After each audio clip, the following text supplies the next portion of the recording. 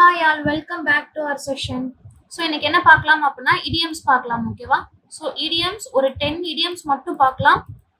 So first idiom என்ன அப்படின்னா over the moon.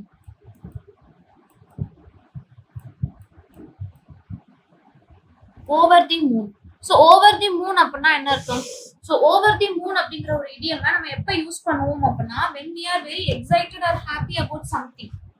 Very excited or happy about something, ஓகேவா? So extremely happy அந்த ஒரு situationல யூஸ் பண்ணக்கூடிய ஒரு idiom தான் என்னது அப்படின்னா over the moon. Extremely happy about something, excited about something. So இந்த இடத்துல யூஸ் பண்ணக்கூடிய idiom என்ன அப்படின்னா over the moon, ஓகேவா? So அடுத்து பாருங்க feeling blue. Feeling blue. Over the moon அப்படின்னா extremely happy, excited about something. Feeling blue அப்படின்னா என்னன்னா depressed அல்லது sad. அதுக்கு அப்படியே ஆப்போசிட்டான ஒரு idiom. Depressed இல்ல அப்படின்னா sad.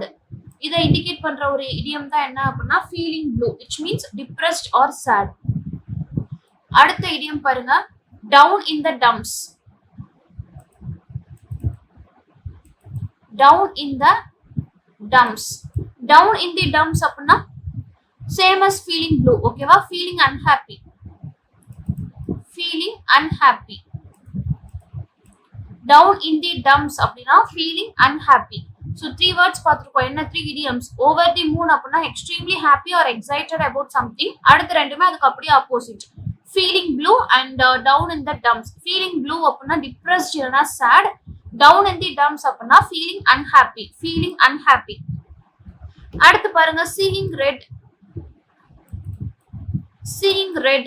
ரெட்ன்றது எந்த எமோஷன் இண்டிகேட் பண்ணும்? ஆங்கரா. அப்ப seeing red அப்படின்னா very angry. Anger about something, angry at something, ஓகேவா? To become very angry. அடுத்து பாருங்க having butterflies. So இந்த idiom மோஸ்ட்லி எல்லாருக்குமே ஈஸியா தான் இருக்கும். Having butterflies. Having butterflies in the stomach. அவங்க பாக்குறப்போ I am having butterflies in my stomach அப்படின்னா to be very nervous, ஓகேவா? nervous feeling. ஒரு nervous feeling வந்து இண்டிகேட் பண்றப்போ சொல்ற ஒரு idiom தான் என்னது? having butterflies. அப்போ இந்த இடத்துல ஒரு 5 idioms பார்த்திருக்கோமா? இந்த 5 idioms என்னது? over the moon அப்படின்னா extremely happy or excited about something. Feeling blue, which means depressed அல்லது sad. Down in the dumps அப்படின்னா feeling unhappy. Seeing red அப்படின்னா angry about something, to become angry. Having butterflies அப்படின்னா a nervous feeling. Having butterflies, it's a nervous feeling, ஓகேவா? So அடுத்த idiom என்னது அப்படின்னா not have a dog's chance. Not have a dog's chance. So not have a dog's chance அப்படின்னா எந்த ஒரு சான்ஸுமே இல்ல. To have no chance at all. To have no chance at all. To have no chance at all, ஓகேவா? So அடுத்த idiom பாருங்க dog eat dog. Dog eat dog. இதுக்கு என்ன பார்த்தோம்? நாயவே சாப்பிடுது, which means நமக்கு ஒரு நல்லது நடக்கும் அப்படிங்கிறதுக்காக என்ன பண்றோம்? நமக்கு ஈக்குவலண்டா இருக்கக்கூடிய இன்னொரு மக்களை வந்து நம்ம என்ன பண்றோம்? ரொம்ப கஷ்டப்படுத்துறோம். harming each other for the benefit of us. harm others for the benefit of us, ஓகேவா? dog eat dog அப்படின்னா அதான் meaning. a dog and a pony show. A dog and pony show. A dog and pony show. A dog and pony show அப்படின்னா என்ன அர்த்தம்னா ஒரு ஈவெண்ட்டை வந்து organise பண்றாங்க. அந்த ஈவெண்ட் ஆர்கனைஸ் பண்றதுக்கான மெயின் மோட்டோவே என்ன அப்படின்னா அடுத்தவங்களை வந்து இம்ப்ரெஸ் பண்றதுதான். Impress others. An event is organized especially to impress others, ஓகேவா?